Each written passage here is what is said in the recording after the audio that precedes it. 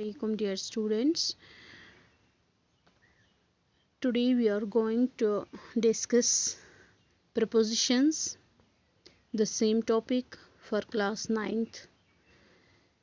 So कल के lecture में हमने prepositions 2-3 दिन हो गए हम कंटिन्यूसली वो डिस्कस कर रहे हैं, लेकिन कल के लेक्चर में हमने यूज़ ऑफ अपॉन किया था as a prepositions in a sentence कि किस तरह इसका यूज़ होता है।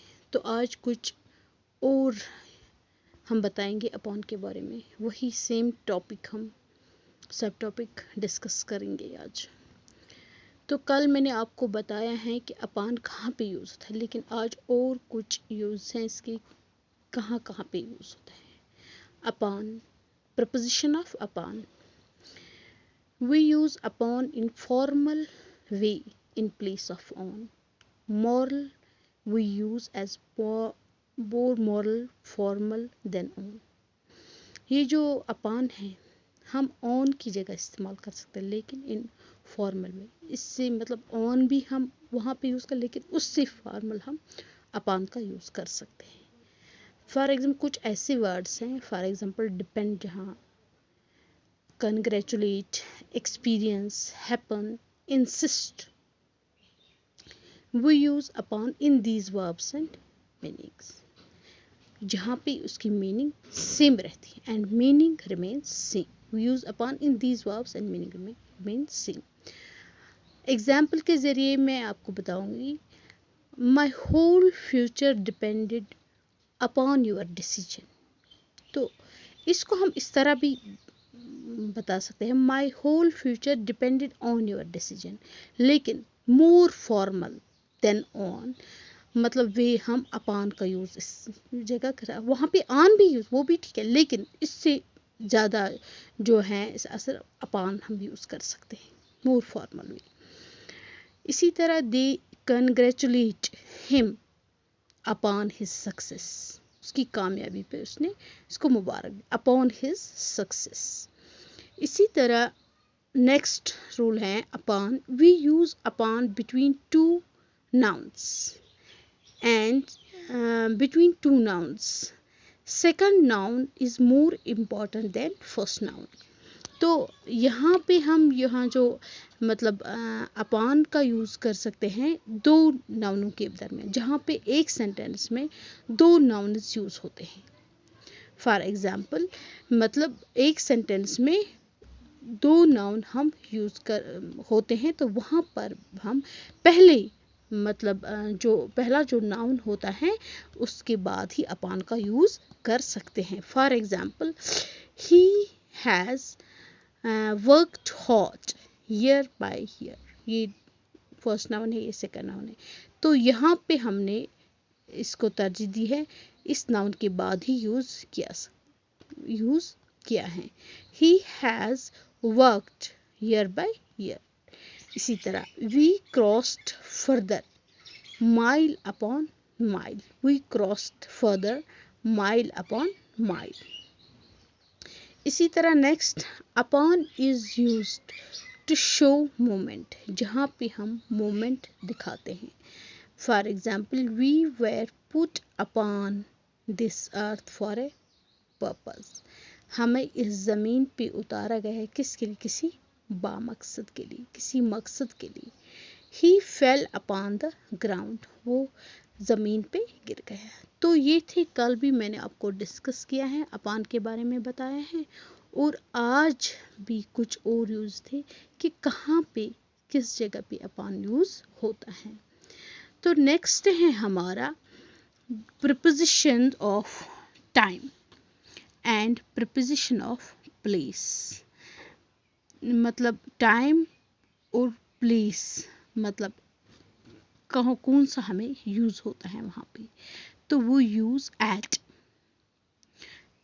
We use at for time, मतलब हम एट का इस्तेमाल कहाँ पे करें, हम आज डिस्कस करेंगे प्रीपोजिशन ऑफ टाइम। जब हमें टाइम की बात आ जाती है तो वहाँ पे हम कौन सा प्रीपोजिशन यूज़ करते हैं। फॉर एग्जाम्पल यहाँ पे हम लेंगे क्या, एट एट एट कहाँ पे यूज़ होता है? मैंने यहाँ पे कुछ बताया घड़ी के बारे में। अगर हम घड़ी लेंगे, जहाँ भी आवर्स, घंटों की, सेकेंड्स की, मिनट्स की, तो वहाँ पे, यहाँ पे मैंने कुछ दिखाया डायग्राम, बात की जाए तो वहाँ पर हम एट का यूज़ कर सकते हैं। For example we use at for time, time के लिए हम एट का यूज़ कर सकते हैं। I will meet you at 2 o'clock। जहाँ पर भी, ये आपको याद रखना चाहिए, जहाँ पर भी टाइम की बात आ जाए, घड़ी की बात आ जाए, वहाँ पर हम मतलब एट का यूज़ कर सकते हैं। I go to school at 7 o'clock। I will meet you at 2। हम इन नहीं लगा सकते, ऑन नहीं लगा सकते, ये एट 2 o'clock। हाँ, तो अब हम मतलब ये है मतलब टाइम की बात। जब हम टाइम की, तो वहाँ पर हम सिंपल सी बात है, एट का यूज़ कर सकते हैं। अब आएगा मतलब प्लीज़, फॉर एग्जांपल इन का इस्तेमाल, यहाँ पे कैलेंडर की बात आती है, इन और ऑन। फॉर एग्जांपल ईयर्स के लिए मंथ्स, डेज, डेट्स, वहाँ पे एट का यूज़ नहीं कर सकते। वहाँ पे क्या, इन होता है use years and months, on होता है यूज़ डेज एंड डेट्स। जहाँ पर भी अब कैलेंडर की बात की जाए तो वहाँ पर हम इन का यूज़ कर सकते हैं। कहाँ पे, years and months, on, days and dates. For example India got the independence in 1947, वहाँ ऑन नहीं आएगा। ये क्या है, 1947 ईयर है, तो यहाँ पे इन का use. My exam is in June month, तो मंथ की बात आ गई, यहाँ पे क्या हमने यूज़ किया, इन। तो अगर हम डेज और डेट्स की बात करें तो वहाँ on, I will meet you on Sunday, in नहीं आएगा, ऑन। तो डेज किस में आएगा, संडे, तो डेज में आएगा, इसमें ऑन का यूज़ इस्तेमाल। माई बर्थडे इज़ ऑन 25 अक्टूबर, ये डेट है 25 अक्टूबर, तो क्या आएगा, यहाँ पे मैंने बताया ऑन का यूज़ डेज एंड डेट्स, तो डेट है यहाँ ऑन 25 अक्टूबर।